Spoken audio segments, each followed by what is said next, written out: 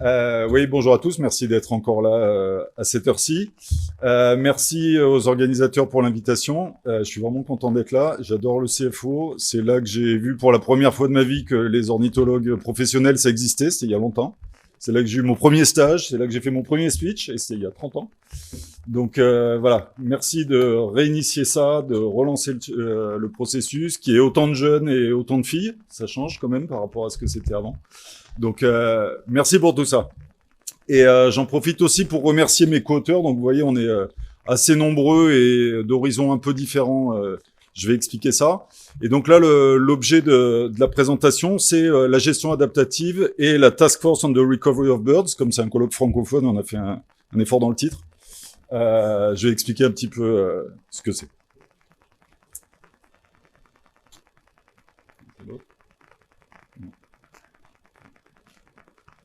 Je peux.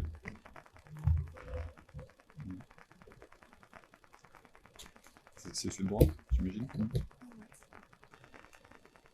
Sinon, je peux le faire au clavier. Non plus. Ah, peut-être faut que je continue. Ouais, c'est ça. Alors, le contexte général, c'est que la Commission européenne a changé de pied, un peu de paradigme depuis quelques années pour ce qui concerne la chasse. Pendant longtemps, le processus général, c'était qu'une espèce, sauf certains groupes certaines familles d'oiseaux, pouvait être chassée jusqu'à atteindre un niveau tellement dégradé dans certains cas qu'on ne pouvait plus la chasser, mais de toute façon, on était obligé de la protéger. Et des fois, c'était trop tard, c'était des populations qui ne pouvaient pas forcément s'en remettre. Donc du coup, l'idée maintenant de la Commission, c'est de renverser la charge de la preuve. Et ce qu'ils considèrent, c'est que si quelqu'un veut exploiter une population, il doit déjà démontrer l'impact potentiel de cette exploitation avant d'être autorisé à le faire. Donc c'est en train de se mettre en place. C'est en gros, c'est l'application du principe de précaution, hein, et ça demande évidemment d'acquérir plus d'informations et de se lancer dans un processus de gestion adaptative. Je vais réexpliquer ce que c'est. Si vous voulez voir en détail la position de la Commission sur ce sujet, donc c'est dans les actes. Si ça va marcher. Si ça marche. Ça marche, mais là-haut, vous voyez rien. Donc, dans les actes du colloque sur la gestion adaptative que l'OFB avait organisé, j'ai quelques exemplaires papier pour ceux qui veulent, et c'est sur le site web de l'OFB. Mais donc, en gros, si on ne sait pas, on ne peut pas prélever. Et si vous voulez prélever, il faut avant que vous évaluiez notamment la durabilité de ce prélèvement. Et la durabilité des populations considérées bien. Donc, gestion adaptative, alors on nous le sert un peu à toutes les sauces. J'imagine ça vous fatigue. En tout cas, nous, ça nous fatigue. Parce qu'il y a beaucoup de gens qui parlent de gestion adaptative sans vraiment savoir ce que c'est. Donc, on peut déjà dire ce que c'est pas. C'est pas juste limité aux questions synégétiques. Et c'est pas non plus juste quelque chose du genre, il y en a plus, je peux en prélever plus, il y en a moins, je dois en prélever moins. Ça comprend ça, mais c'est beaucoup plus que ça.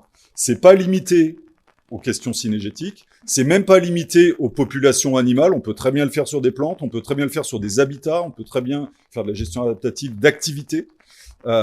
Donc c'est plus compliqué que ça.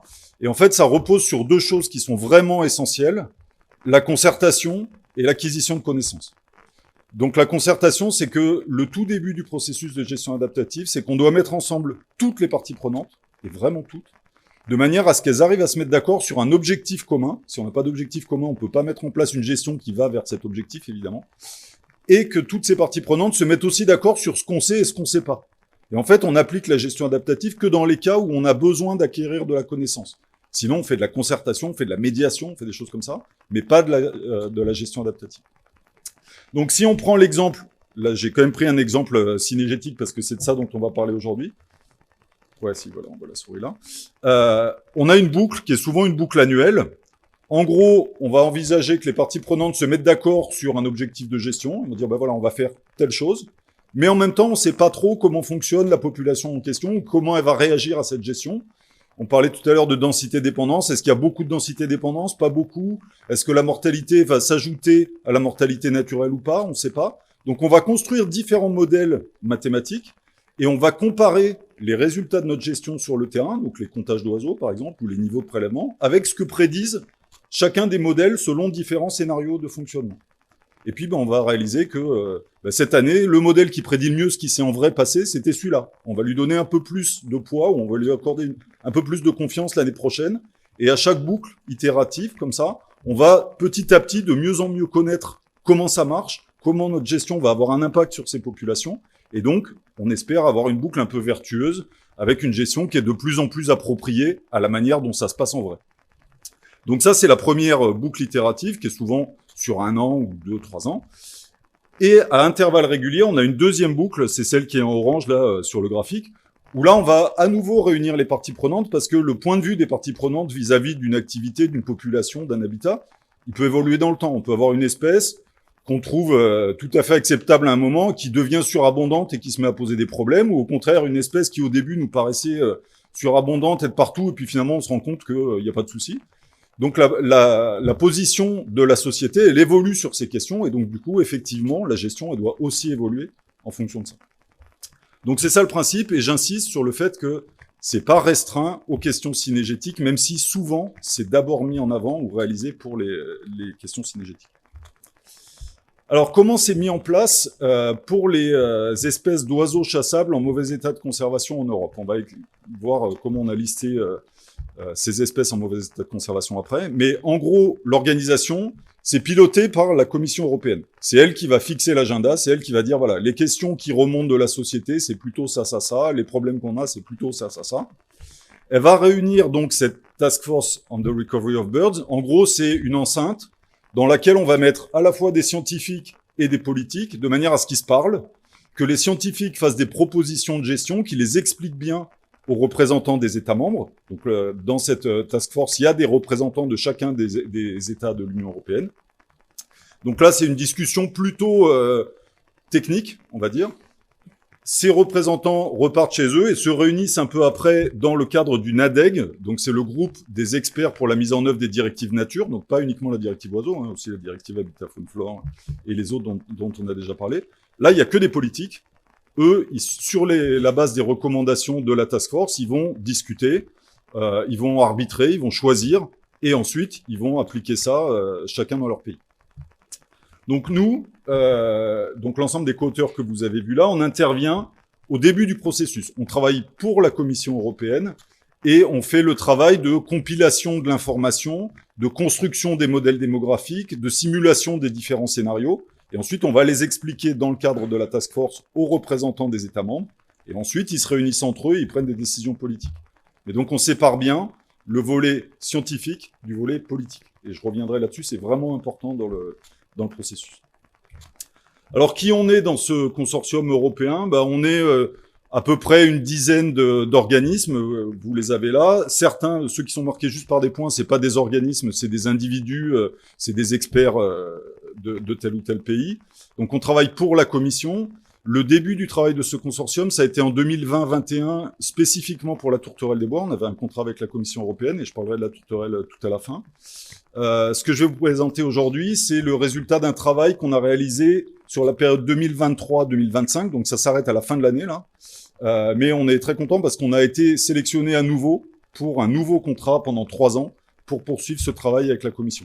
Vous allez voir qu'il y a pas mal de boulot et on a fait quelques trucs, mais il y a du boulot pour encore pas mal d'années. Donc, il y a de grandes chances que ces contrats triannuels ils soient renouvelés. Alors, ça sera pas forcément toujours nous, hein, mais la Commission s'engage dans une dynamique à long terme pour vraiment changer la manière dont on gère ces espèces chassables en mauvais état de conservation. Alors, je vous l'ai dit, hein, la gestion adaptative, c'est un processus qui repose sur la concertation. Et pour qu'il y ait de la concertation, il faut qu'il y ait de la confiance. Et pour qu'il y ait de la confiance, il faut que les gens soient absolument sûrs qu'on leur fait pas un petit dans le dos entre 2 réunions, qu'il n'y a pas certains qui construisent des trucs sur des données qu'ils n'ont pas vues, etc. Donc, tout est transparent. Donc, tous les résultats qu'on produit et tout ce que vous pourrez voir aujourd'hui, ça s'appuie sur des données qui sont publiques et sourcées. Donc vous pouvez les retrouver, et les politiques avec lesquelles on travaille peuvent les retrouver. Et l'ensemble des documents sont toujours accessibles pour tout le monde sur le site de la Commission. Alors, accessible et sur le site de la Commission, c'est un peu un oxymore parce que vaut mieux vous faire aider par un archéologue ou un égyptologue, c'est pas super facile. Mais bon, vous avez l'adresse là, et à partir de là, normalement, vous pouvez tout retrouver. Quand je dis tout, ça veut dire qu'il y a tous les documents préparatoires, donc tous les rapports scientifiques qu'on produit en amont des réunions, tous les PowerPoint des réunions, tous les comptes rendus des réunions, y compris dans certains cas les verbatim avec précisément qui a dit quoi, qui a voté pour quoi, etc. Et c'est pas une instance qui réunit juste quelques scientifiques et quelques politiques. Il y a aussi les représentants des parties prenantes et pour les questions synergétiques notamment, participent à toutes ces réunions. La FAS, donc la FAS, c'est la Fédération des associations de chasse européennes. En gros, c'est la fédération des fédérations nationales. Et BirdLife qui représente les APN. Alors, sur quelles espèces on travaille? On travaille sur 42 espèces d'oiseaux chassables en Europe en mauvais état de conservation. Donc, c'est les 33 migratrices que vous avez à gauche et les 9 sédentaires qui sont à droite. Dans les migratrices, vous voyez que c'est essentiellement des oiseaux d'eau, mais il y a aussi quelques espèces terrestres en bas. Et puis, il y a quelques espèces qui nous paraissent un peu étranges quand on parle d'espèces chassables, des laridés notamment. C'est parce que là, c'est des espèces qui sont chassables dans au moins un des pays de l'Union européenne. Donc, ils sont pas forcément tous chassables en France, ou pas forcément tous chassables dans tous les pays, évidemment. Donc ça, c'est plutôt les migratrices. Et côté des sédentaires, bah, ça a été évoqué tout à l'heure. Hein. Malheureusement, il y a à peu près tous les galliformes de montagne parce qu'ils vont tous mal. Et aussi les perdrix de plaine. Donc ce que je vais vous présenter aujourd'hui, ça concerne essentiellement les migrateurs. Il y a un gros boulot à faire sur les espèces sédentaires. Le problème, c'est que pour les espèces sédentaires, par exemple les galliformes de montagne, chaque massif montagneux, en gros, c'est une population différente et c'est une analyse différente. Donc à l'échelle européenne, évidemment, c'est un boulot qui est assez monstrueux. Alors, comment on a établi cette liste des espèces en mauvais état de conservation? Ben, ça s'est basé sur les déclarations des États membres dans le cadre du rapportage directive oiseaux. Donc, Stanislas en a parlé tout à l'heure. À intervalles réguliers, chacun des États membres doit rapporter à la Commission européenne sur le statut, l'abondance et les tendances d'effectifs, hivernants, nicheurs, de toutes les populations sur son territoire, pour les oiseaux dans le cadre de la directive oiseaux, mais aussi les pressions, les menaces qui s'exercent sur ces populations. Donc là, pour le coup, tout est facile à trouver. Pour le dernier cycle de rapportage, donc pas celui qui vient d'être terminé où Stanislas a dit que les données viennent d'être envoyées, mais celui d'avant, pour la période 2013-2018, ce qu'on a utilisé comme données ici, il y a un rapport qui est facilement trouvable sur le net, c'est celui qui est à gauche. Et page 26 de ce rapport, vous avez un lien vers des tableaux avec toutes les données pour toutes les espèces, pour tous les pays. Juste un exemple là, par exemple, sarcelles d'hiver nicheuses, mais on voit que l'essentiel de la population nicheuse de sarcelles dans l'Union européenne, hein, je précise, parce qu'il y en a en dehors de l'Union européenne, évidemment, c'est en Finlande, et il y a un peu plus de 200 000 couples, et la Finlande déclare que cette population, elle est en déclin, au niveau nicheux. Et donc, du coup, la sarcelle d'hiver est ajoutée dans la liste des 42 espèces d'oiseaux chassables dans l'Union européenne en mauvais état de conservation. On a souvent des questions sur comment la liste est établie, c'est bizarre qu'il y ait telle espèce, c'est comme ça que ça a été établi, donc c'est fait en toute transparence. Les représentants politiques qui nous disent « moi j'aurais voulu qu'il y ait ci, qu'il y ait ça », en fait, très souvent, ils savent même pas que c'est eux-mêmes qui ont rapporté et éventuellement dit ou pas dit que telle ou telle population allait bien ou allait pas bien chez eux. Et donc, c'est comme ça que la liste est établie, et donc elle sera révisée à intervalles réguliers à chaque rapportage. Donc là, avec le nouveau rapportage 2019-25, ça va permettre de faire une mise à jour de cette liste, s'il y a besoin. Et le projet qu'on conduit pour la commission, c'est un projet qui est multiple. Là, aujourd'hui, je vais vous parler gestion adaptative des prélèvements. Alors, j'ai dit au début que la gestion adaptative, c'est pas que pour la chasse. Là, je vais vous parler que de chasse. Néanmoins, dans le cadre du projet, on travaille aussi sur l'ensemble des pressions et menaces qui s'exercent sur ces espèces. On a, par exemple, eu un atelier de travail avec tous les spécialistes européens de chacune des espèces pour être sûr de ne pas oublier des pressions et des menaces qui s'exercent sur ces populations. Et puis, on fait aussi des recommandations aux États membres pour prendre des mesures de manière à pallier à ces problèmes. Des mesures qui soient pas juste il faut améliorer la politique agricole commune, quoi. C'est des mesures qui sont SMART, c'est un acronyme pour en gros des mesures qui sont précises, efficaces, mesurables, transparentes, etc. Donc c'est des recommandations qui sont plutôt du genre sur les 5 sites d'importance nationale dans votre pays, il faut que vous ayez X% de surface de tel habitat ou ce genre de choses. Donc c'est assez précis, mais j'en parlerai pas aujourd'hui, on peut y revenir en off après pour ceux qui s'intéressent. Et puis, dans les choses que je vous présenterai pas, par exemple, il y a aussi un volet spécifique sur les espèces sédentaires, y compris galliformes de montagne. Alors, évaluer la durabilité des prélèvements. Ça a été le cœur de notre partie, côté OFB, dans ce consortium. On s'est appuyé sur un package R, donc c'est-à-dire une suite d'outils informatiques sur une plateforme d'analyse statistique en ligne. qui s'appelle Pop Harvest, qui a été développé par l'OFB. Il y a une des développeuses qui est dans la salle quelque part ou dans la salle d'à côté, notamment par l'OFB avec un certain nombre de partenaires. On n'a pas réinventé des méthodes d'analyse. On s'est appuyé sur la littérature scientifique. Simplement, ce package, ce qu'il fait, c'est qu'il fournit des outils pour pouvoir facilement réaliser ces analyses. Des fois un peu trop facilement parce que les gens pensent que c'est un truc clic-bouton, je mets 3 chiffres dedans, ça va me donner le résultat. C'est évidemment un petit peu plus compliqué que ça. Mais l'idée, c'est que ça rende gérable ce genre d'analyse. Et la chose principale sur laquelle on s'est appuyé, c'est le PTL. Donc encore une fois, un CFO, on fait que dans le francophone. Donc en gros, c'est le niveau potentiel de prélèvement acceptable dans une population. C'est l'équation qui est là. Je ne vais pas rentrer dans le détail, mais il faut juste noter que c'est le produit de deux choses. À droite de l'équation, c'est des paramètres démographiques. Donc là, c'est de la science, c'est de la connaissance. C'est en gros le taux d'accroissement de la population multiplié par la taille de population. Donc en gros, c'est combien de nouveaux individus la population va fabriquer chaque année. Et à gauche, le facteur F, c'est quelle décision politique on prend, c'est-à-dire combien de cette production annuelle on accepte de prélever. Donc est-ce qu'on veut prendre tout ce que la population produit? Est-ce qu'on veut en prendre moins? Est-ce qu'on veut en prendre plus, si on veut taper dans le capital en plus de juste les intérêts? Donc c'est important de voir qu'il y a ces deux aspects là-dedans. Ça nous a posé un peu un problème, justement parce qu'on ne veut pas mélanger science et politique. Parce que ce facteur F, c'est vraiment une décision politique, c'est un critère social. On peut choisir d'avoir, si on a une valeur F de 1, ça veut dire on va prendre chaque année, on va s'autoriser à prélever chaque année toute la production annuelle de la pop.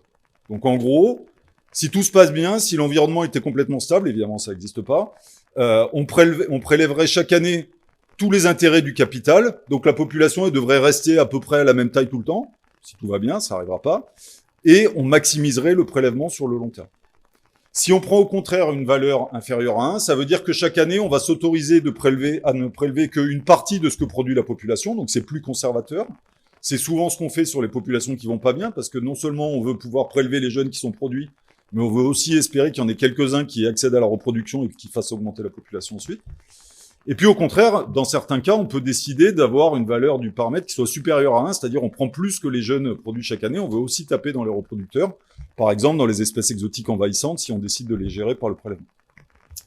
Donc là, dans notre cas, évidemment, on va prendre que des valeurs inférieures à 1, puisqu'on est dans des espèces en mauvais état de conservation et qu'on veut essayer de les rétablir. N'empêche que nous, on a dit à la Commission européenne, on est scientifiques, c'est pas nous qui allons décider si on va en prendre 10% ou 25% ou 80%. Et puis, visiblement, les représentants politiques qui viennent aux réunions, ils sont pas en capacité de décider s'il vaut mieux en prendre 60 ou 75 ou 52%. Donc, ce qu'on a proposé, c'est de pas essayer d'évaluer précisément le pourcentage de durabilité de la chasse de l'espèce bidule, mais plutôt de dire à la Commission, voilà, on va vous faire un système facile, trois situations. Feu vert, c'est ceux où ça va bien. Feu rouge, c'est ceux où ça va pas du tout. Feu orange, c'est entre les deux. Et au sein des feux rouges, on vous dira ceux sur lesquels il y a vraiment besoin d'agir vite, où il y a une priorité. De toute façon, il y a 42 espèces, vous pouvez pas gérer les 42 d'un coup. Donc on va d'abord vous identifier les espèces qui ont le plus besoin d'une action rapide. Alors, comment on a fait? Simplement, hein, on a testé toutes les valeurs du paramètre politique.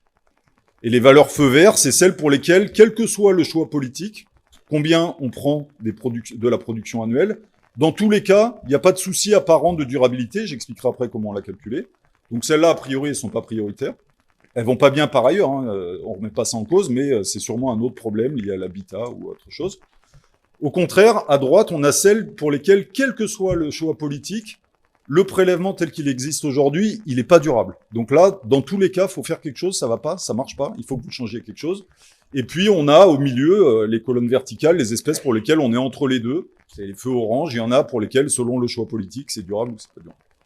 Alors, comment on a fait en pratique? C'est que on a utilisé encore un acronyme anglophone, désolé, le Sustainable Harvest Index. En fait, c'est tout bête. C'est simplement, on va comparer le prélèvement tel qu'il existe en réalité dans l'Union européenne. Donc, c'est les déclarations à nouveau des États membres dans le cadre de la directive oiseaux. Et puis, on va regarder si c'est au-dessus ou en dessous du prélèvement tel qu'on devrait le réaliser en fonction du PTL, l'équation d'avant, selon les choix politiques. Et donc, du coup, on va avoir une relation qui va nous permettre de prendre des décisions. Je vais la présenter un peu après. Dans tous nos calculs, on a considéré qu'il y avait 20% de crippling loss. Donc le crippling loss, c'est les animaux qui meurent de la chasse sans être jamais recensés. Typiquement, c'est les oiseaux qui prennent un coup de fusil, qui tombent, qui sont pas retrouvés par le chasseur. Ou alors, c'est les oiseaux qui prennent un coup de fusil, qui tombent pas, mais qui vont mourir un peu plus loin, ou qui vont mourir demain ou après-demain, et qui sont pas non plus comptés par les chasseurs parce qu'ils les voient jamais. Et on estime, d'après la littérature, que c'est à peu près 20% de plus que les oiseaux qui sont connus comme étant prélevés à la chasse. Donc, si le tableau de chasse, c'est 10 000, en fait, il y a probablement 12 000 oiseaux qui meurent de l'activité cynégétique. Et les données, je vous l'ai dit, c'est des données publiques. Donc, c'est les données pour les prélèvements issus du rapportage directif oiseaux, je viens de le dire, et pour les tailles de pop qu'on a utilisées. Pour les oiseaux d'eau, c'est les comptages du 15 janvier qui sont publiés tous les ans par la LPO pour le compte de Wetlands International. Et pour les espèces qui sont recensées plus tôt pendant la saison de repos, c'est les suivis type PECOMS ou autres suivis tels que ça a été présenté aujourd'hui avec du distance sampling ou autre, pendant la saison de repos. Et du coup, on a fait varier le paramètre politique F là sur l'axe en bas. Là. Donc, vous voyez vraiment rien. Ici, voilà. Donc, plus on va vers la droite, plus on a une valeur de F élevée. Et puis, on va regarder dans chaque cas le pourcentage de simulations dans lesquelles on a un prélèvement qui apparemment n'est pas durable. Juste pour le représenter autrement, plus on est vers le haut, moins c'est durable. Ah bah oui, c'est en dessous, vous ne voyez pas. Donc plus on va vers... Ah si, vous le voyez. Plus on va vers la droite, plus on accepte un fort prélèvement, plus on va vers le haut, moins c'est durable. Dans tous les cas, la relation, elle est toujours plus ou moins comme ça. Donc plus ou moins pentue, plus ou moins haute, mais en gros, c'est toujours plus élevé à gauche parce que quand on est à gauche, on est sur des faibles valeurs du paramètre F. Ça veut dire que ce qu'on accepte de prélever dans la population, c'est pas beaucoup par rapport à ce qui est produit. Donc on a plus de chances que le prélèvement réel qui est réalisé sur le terrain, il soit au-dessus de ça. Et au contraire, quand on est à droite, là, politiquement, on accepte de beaucoup taper dans la population, et donc on a moins de chances que le prélèvement réel, il dépasse cette valeur seuil. Alors, comment on a ensuite établi les feux verts, feux rouges, feux orange? Je vous épargne les chiffres, mais en gros, les espèces à feu vert, c'est celles pour lesquelles on a une courbe qui est plutôt du type de celle à gauche, c'est-à-dire même en autorisant qu'un prélèvement faible, en se disant il faut faire très attention, prendre que quelques pourcentages de la production annuelle, le prélèvement réel tel qu'il est déclaré par les pays, il est toujours en dessous de ça, ou la plupart du temps en dessous de ça. Donc apparemment, le prélèvement tel qu'il est aujourd'hui, il est durable, on ne semble pas avoir de problème. Et puis à l'inverse, on a les espèces à feu rouge, où là, même si on est hyper libéral et qu'on dit celle-là, on peut taper dedans, il n'y a pas de souci, en fait le prélèvement réel, il est encore au-dessus de ça. Et donc là, du coup, clairement, c'est pas durable. Et puis, il y a les espèces à feu orange qui sont situées entre les deux pour tous les types de situations. Alors, ça sera tout pour les graphiques et pour les équations. Qu'est-ce que ça donne? Non, ça sera presque tout, il y en aura quand même une ou deux. Les espèces à feu vert. En gros, dans la colonne de droite, c'est le rapportage directive oiseau. Chaque ligne, c'est une population d'une espèce donnée. Donc en gros, évidemment, on n'a que des espèces qui vont pas bien. C'est comme ça qu'on les a mises dans la liste des 42. Donc il y en a qui vont, d'après le rapportage directive oiseau, pas bien, en orange, et d'autres pas bien du tout, en rouge. Donc vous voyez, c'est forcément celles auxquelles on s'est intéressé. Si on regarde les critères IUCN, c'est la colonne du milieu. Donc là, il y a un peu tous les cas de figure. Il y a des espèces qui sont déclarées comme allant pas bien par les États membres de l'Union européenne, qui, pour autant, ont un statut préoccupation mineure d'après l'IUCN. Donc il y a là à peu près tous les cas de figure. Mais pour toutes ces espèces qui sont listées, enfin ces populations et ces espèces qui sont listées ici, on est dans une situation feu vert. On n'a pas d'éléments qui suggèrent que le prélèvement cynégétique dans l'Union européenne, je précise, il y a aussi des prélèvements en dehors, mais on les connaît pas. Dans l'Union européenne, les prélèvements de ces espèces ne montrent pas de signes de non-durabilité. En fait, c'est comme ça que le calcul est fait. Juste en détail, c'est tous les limicoles qu'on a dans la liste, c'est tous les canards marins, c'est une partie des canards de surface, sarcelles d'été par exemple, je crois qu'il y en a un ou deux autres, si je me souviens bien. C'est les ralidés, c'est la plupart des laridés et la plupart des espèces terrestres. Ça ne veut pas dire qu'on remet en cause le fait qu'elles vont pas bien. Ça veut dire que nous, quand on fait le calcul, on n'a pas le sentiment que le prélèvement tel qu'il est... Enfin, pas le sentiment, le résultat, que le prélèvement tel qu'il est déclaré, il dépasse ce que la population peut encaisser, en résumé. Donc ça, c'est les espèces à feu vert. Les espèces à feu orange, il y en a deux. Il y en a qu'une qui concerne la France en termes synégétiques, parce que le goéland argenté, bon, bah, il n'est pas chassé en France, évidemment. Donc c'est la grive Movis, où là, on est un peu dans l'entre-deux. Selon ce que serait la décision politique, ça pourrait être durable ou non durable. Donc ça se discute. Et puis après, ce qui est le plus urgent, c'est les espèces pour lesquelles on est clairement dans le feu rouge, pour au moins une des populations qui nous concernent, notamment en France. Donc ça, ces espèces, c'est le canard pilé, le canard souchet, la sarcelle d'hiver, le fuligule milouin, le canard siffleur et la caille des blés. Donc essentiellement des anatidés, plus la caille. Alors, dans certains cas, c'est pas toutes les populations dans lesquelles apparemment le prélèvement est non durable. N'empêche qu'il y en a au moins une qui concerne la France, dans laquelle le prélèvement n'est pas durable, et parfois pas durable du tout, d'après les analyses. Donc ça pose des questions. On voulait faire une liste de priorités pour l'Union européenne. Bon, ben là, il y a déjà une liste. Hein. S'il y a des espèces sur lesquelles il faut faire quelque chose en termes synégétiques, c'est celle-là, c'est très clair. Mais même au sein de celle-là, on peut encore faire une gradation.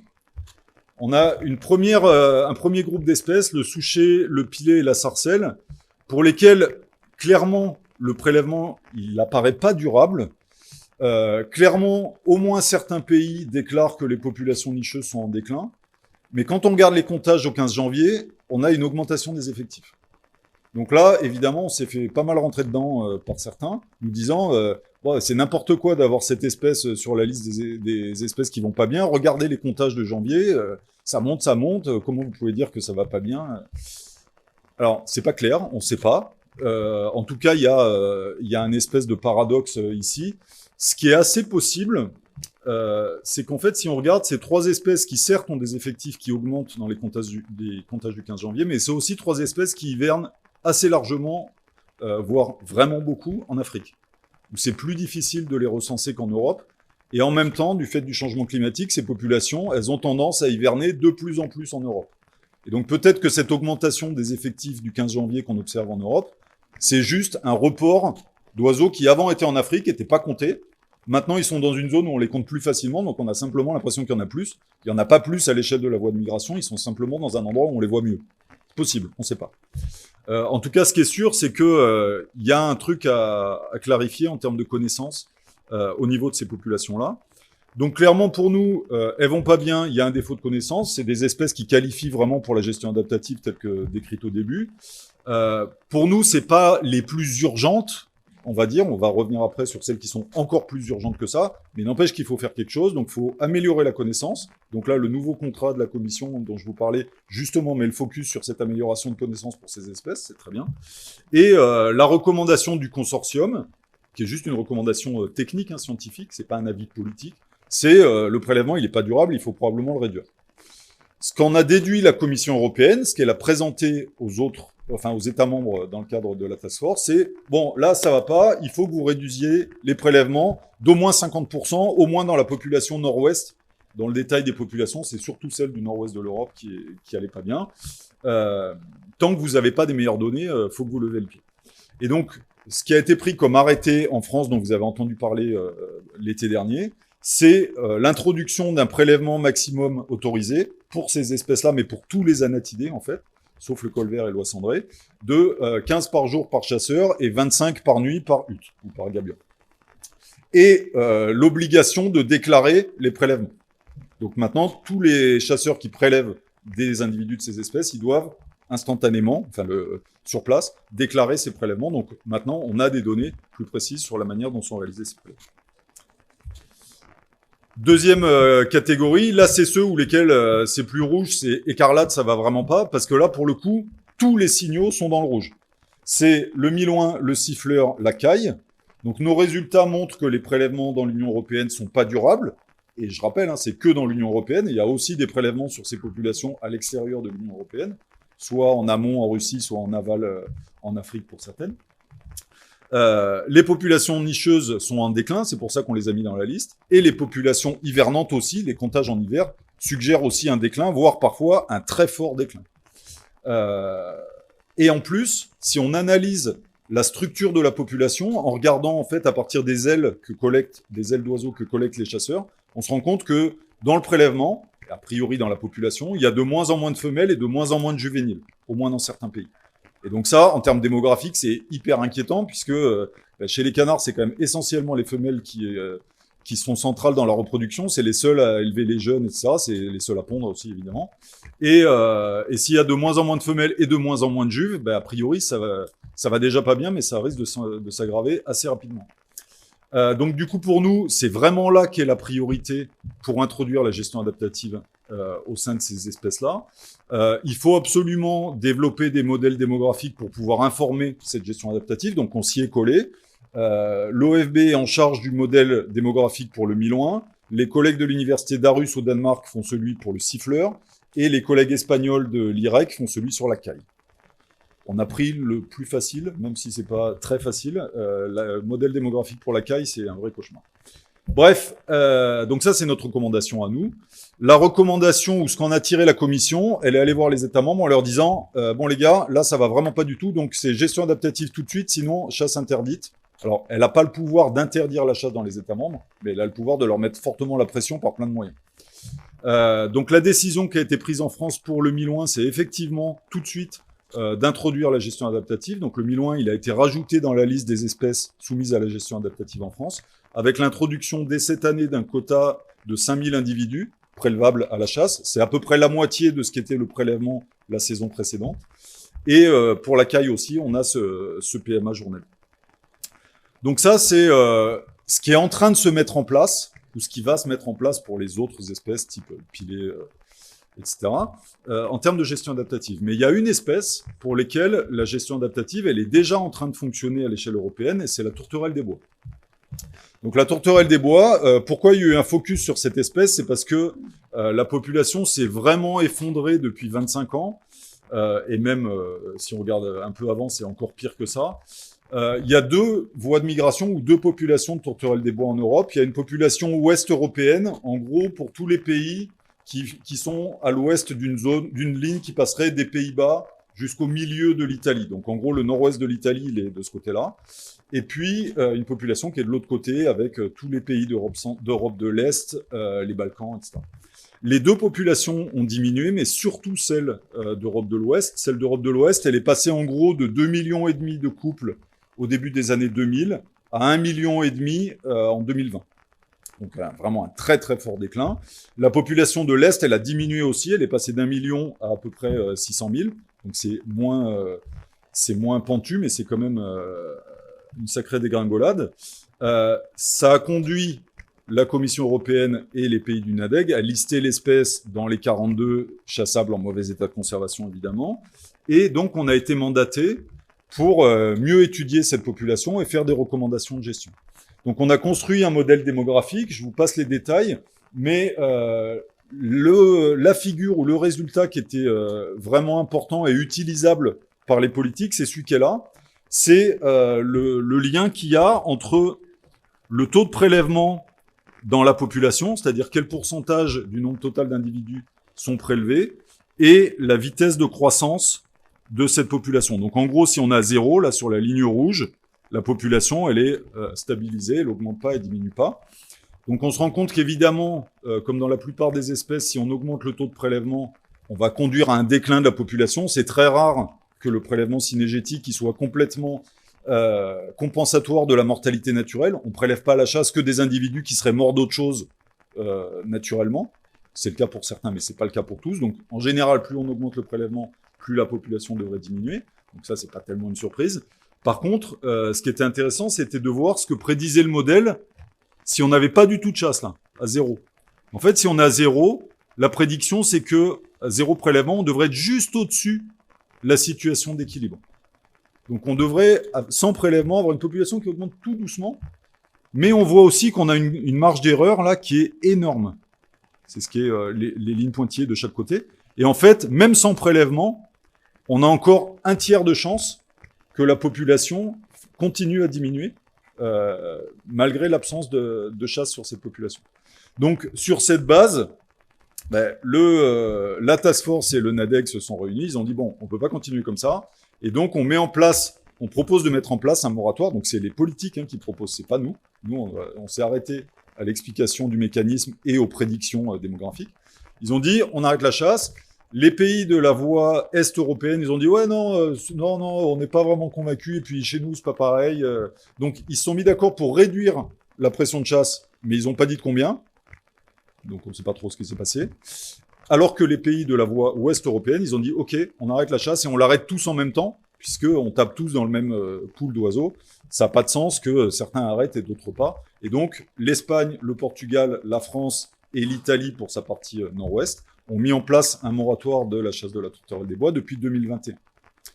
Dans un processus de gestion adaptative. C'est-à-dire que le moratoire est mis en place, mais en même temps, les pays se sont mis d'accord sur les conditions qui permettraient éventuellement, un jour, de lever ce moratoire. Et ces conditions, elles étaient au nombre de 3.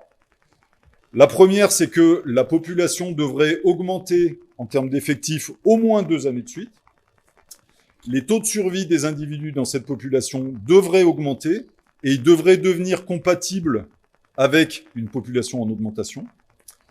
Et puis, j'allais dire surtout, mais il n'y a pas vraiment de critères plus importants que les autres, mais en tout cas, indépendamment de ça, il faut que les pays concernés démontrent qu'ils ont en place un système qui permet de contrôler l'encadrement, qui permet d'encadrer l'activité synégétique, c'est-à-dire faire respecter le moratoire quand il y en a un, ou encadrer les prélèvements si un jour il y a une réouverture avec des quotas.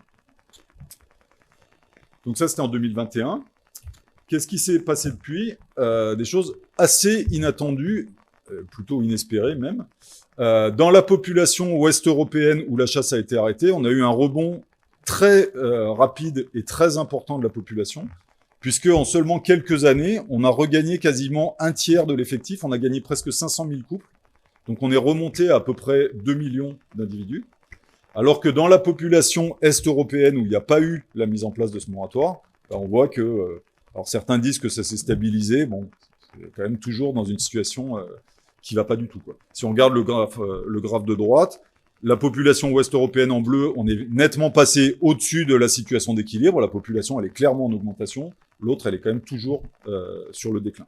Donc, pour la population ouest-européenne où avait été mis en place le moratoire, le premier critère de levée du moratoire, il est atteint ou respecté. Nous, pendant ce temps-là, on a continué nos opérations, entre autres, de bagage de tourterelle des bois. Il y a peut-être parmi vous des gens qui participent au réseau Colombidé, qui est porté par l'OFB. Donc, il y a beaucoup d'agents de l'OFB, beaucoup d'agents des fédérations des chasseurs, mais il y a aussi pas mal de bénévoles. On bague des tourterelles des bois dans différents endroits. Alors, pas autant qu'on voudrait, pas dans autant d'endroits qu'on voudrait. Mais si on combine nos données avec celles des Espagnols, qui font aussi pas mal de bagages de tourterelles des bois, on se rend compte que entre avant le moratoire à gauche et après le moratoire, on a bien une augmentation du taux de survie des individus. Alors, on a une marge d'erreur ou d'incertitude autour des estimateurs qui est assez grande. N'empêche qu'un taux de survie qui passe de 58% par an à 65%, c'est vraiment beaucoup, quoi. Donc, effectivement, il s'est passé quelque chose. L'arrêt de la chasse a conduit à une amélioration de la survie des individus. Et si on injecte ce taux de survie dans des modèles matriciels tels que ça a été décrit tout à l'heure, effectivement, ça prédit une population qui devrait augmenter. Donc, le deuxième critère, qui était celui d'une augmentation de la survie des individus cohérent avec une augmentation de la population, il est respecté aussi. Le troisième critère, c'est un critère qui est plus réglementaire et de police, qui est démontrez-nous que vous êtes en capacité d'encadrer ce qui se passe et que les gens font pas n'importe quoi sur votre territoire. Donc pendant la période du moratoire, les différents États, donc là je prends l'exemple de la France, mais c'est la même chose en Espagne, au Portugal et dans le nord de l'Italie, il y a eu beaucoup de contrôles pour vérifier que le moratoire a été respecté, notamment en France. De tête, sur les 3 années, il y a eu plusieurs milliers de contrôles dédiés à cette question-là, et le nombre de contrevenants a été infime. En parallèle de ça, la Fédération nationale des chasseurs a développé une appli, donc je ne fais pas la retape pour l'appli, mais simplement, ils ont développé un outil qui est tout bête, qui est une appli téléphone dans laquelle on peut dire, si on est un chasseur, je suis à la chasse et j'ai prélevé un individu de telle espèce. Et puis c'est horodaté, donc ça n'a pas besoin d'être plus compliqué que ça. Ça permet d'enregistrer en réel les prélèvements. Donc là, évidemment, pendant le moratoire, il n'y avait pas de prélèvement de tourterelles, mais les chasseurs pouvaient déclarer les prélèvements d'autres espèces. Donc le troisième critère, qui est démontrer à la Commission européenne que vous êtes en capacité d'encadrer l'activité, il était aussi respecté. Donc nous, on a vu le truc arriver, on s'est dit, bon, bah ok, à la prochaine réunion du NADEG, ils vont probablement proposer de réouvrir la chasse, puisque tous les critères de levée du moratoire sont respectés. Donc on a travaillé un peu en amont de ça, en faisant un certain nombre de simulations pour pouvoir les informer, les aider à décider. Donc en gros, partant de ce qui s'était passé et des modèles démographiques qu'on a, on a prédit la trajectoire de la population en fonction de différents niveaux de prélèvement. Donc je reviendrai après sur la prédiction et le fait que les arbres touchent jamais le ciel, hein, évidemment. Donc en gros, sans prélèvement, taux de prélèvement 0, la prédiction, c'est que la population elle devrait continuer à augmenter. Évidemment, elle va pas continuer à augmenter indéfiniment, notamment parce que les problèmes principaux, ou en tout cas des gros problèmes, c'est peut-être pas les principaux, mais c'est les problèmes importants de la tourterelle des bois, c'est des problèmes d'habitat, qui n'ont pas été réglés dans la plupart des cas. Donc, il est très peu probable que la population ait réussi à revenir au niveau des années 80 ou 90, s'il nous manque la moitié du bocage des années 80 ou 90. N'empêche que, sur quelques années, la trajectoire, elle devrait, sans prélèvement, continuer à être très positive. Si on introduit un prélèvement limité de 1%, on est dans la zone bleue. Si c'est un prélèvement de 2% marron, etc. Donc, en gros, jusqu'à 4% de prélèvement, la population devrait augmenter. À partir de 4%, ça devrait la stabiliser au niveau actuel. Et si on est à plus, évidemment, elle devrait replonger. Donc, on a présenté ces résultats aux États membres qui ont dit, bah, effectivement, tous les critères de levée des moratoires sont réunis. Donc, on va lever le moratoire. Et donc, ils ont discuté entre eux. Qu'est-ce qu'on veut faire? Est-ce qu'on veut tout de suite prélever beaucoup? Est-ce qu'au contraire, on attend encore? Est-ce qu'on prélève un tout petit peu? Et donc, ils se sont mis d'accord sur un prélèvement d'1,5%. Donc 1,5%, en gros, on est entre la courbe bleue et la courbe marron. Donc ça devrait permettre de continuer à avoir une croissance soutenue de la population. Mais évidemment, ça va être réévalué tous les ans. Donc on n'est pas parti sur 1,5% ad vitam aeternam. 1,5% de la population dont on connaît la taille, hein, c'est à peu près 2 millions de couples, j'ai simplifié un peu là. Ça fait 132 000 oiseaux à se partager entre les pays de la voie ouest européenne, c'est-à-dire entre le Portugal, l'Espagne, la France et le nord-ouest de l'Italie. Et les États membres s'étaient aussi mis d'accord à l'avance sur une règle de répartition le jour où il y aurait un quota, un gâteau à se partager. Et donc cette règle, en gros, seuls les pays évidemment qui veulent prélever peuvent demander un quota. Un pays qui ne veut pas prélever l'espèce, il n'a pas le droit de préempter un quota synergétique. Et ensuite, chaque pays va avoir un quota, en gros, au prorata de ce qu'était son tableau de chasse dans le tableau de chasse global européen, enfin de cette voie de migration ouest européenne, avant qu'il y ait un moratoire. Donc cette répartition du quota, en gros, hein, à la grande époque des gros prélèvements de tourterelles des bois, l'Espagne prélevait 80% de la population, c'était presque 1 million d'individus. La France, 8%, c'était à peu près 80 000. Le Portugal, 10%, et le nord-ouest de l'Italie, 1%. Et ils avaient aussi introduit un facteur qui était, il n'y a que ceux qui jouent vraiment le jeu qui ont le droit de jouer. Et donc, tous les pays qui ne feraient aucun effort pour la conservation de cette espèce et qui voudraient juste taper dans le quota une fois, le jour où il y en a un, ils seront pénalisés, ils n'auront pas le droit à la totalité du quota. Et ça, c'est ce qui a été appliqué à l'Italie, qui a été considéré par les autres États membres comme n'ayant fait aucun effort pour la conservation de la tourterelle des bois. Donc ils avaient droit en théorie à 1% de 132 000 et finalement ils ont eu moins que ça, alors je ne sais plus combien exactement, sans que la différence soit remise au pot. Donc ces individus, ils sont juste préservés, ils sont prélevés par personne. Et donc du coup, si on applique cette équation, on arrive à 10 560 tourterelles des bois qui peuvent être prélevées dans ce quota pour la France, et c'est ce qui a été acté par un arrêté ministériel. Il y a eu une consultation publique l'été dernier, etc. Et donc c'est le quota qui a été autorisé pour la France pour la saison de chasse 2025-2026, donc la saison de chasse actuelle. On est en train d'analyser les résultats parce qu'en fait la saison de chasse de la tourterelle des bois elle est très courte. Ça ouvre à la fin du mois d'août de manière anticipée, et à partir de mi-fin septembre, il y a quasiment plus de tourterelles des bois en France. Et donc, du coup, très rapidement, les prélèvements sont terminés. Là, aujourd'hui, il n'y a plus du tout de prélèvement de tourterelles des bois parce qu'il n'y a plus du tout de tourterelles des bois en France. Donc, ce que je peux vous dire, c'est que l'OFB a continué donc à augmenter la pression de police. Il y a eu plusieurs centaines de chasseurs qui ont été contrôlés spécifiquement pendant cette période d'ouverture anticipée, hein, qui durait une dizaine de jours. Le taux d'infraction, il est minime, c'est quelques individus, mais c'est moins des doigts de la main à l'échelle nationale française. Et les chasseurs ont déclaré de manière obligatoire tout le temps leur prélèvement, sinon ils étaient parmi les contrevenants et on n'en a pas constaté. Aujourd'hui, si on fait le total de toutes les déclarations, on est à moins de 7500 individus. Donc le quota, il sera là, de toute façon, ça va plus progresser, il n'y a plus de chasse de la tourterelle des bois en pratique. Donc on est très en dessous du quota qui aura été autorisé pour la France. Là, mon propos, c'est pas du tout de dire la chasse de la tourterelle des bois, c'est bien, c'est pas bien. Hein. Nous, l'OFB, on est un établissement technique au service des pouvoirs publics. Donc, on répond juste à une question technique. Comment on peut, en termes démographiques et scientifiques, faire des recommandations. Après, le volet police de notre établissement, il est la force de police qui fait les contrôles. Donc, on peut dire que ce qui a été réalisé, ça s'appuie sur la science, c'est cohérent avec les connaissances. En termes de police et de réglementation, ça a l'air de s'être bien passé. Maintenant, ces résultats, ils vont être présentés à une nouvelle réunion de la task force en mars, qui va conduire à une nouvelle réunion. Donc là, on va parler technique. Ensuite, il y aura une réunion des États membres, je crois, en avril ou début mai, où là, les pays vont à nouveau se mettre d'accord, sur la base aussi des résultats d'estimation de taille de peuple l'été dernier. Et donc là, on refait, enfin, tout est remis à zéro. C'est pas parce que c'était 1,5% de prélèvement l'an dernier que ça sera pareil l'année prochaine. L'ensemble des calculs que je vous ai présentés sont réalisés à nouveau et on verra ce que ça va donner. Voilà, je vous remercie. Et si vous avez des questions... Merci, j'étais un peu plus long que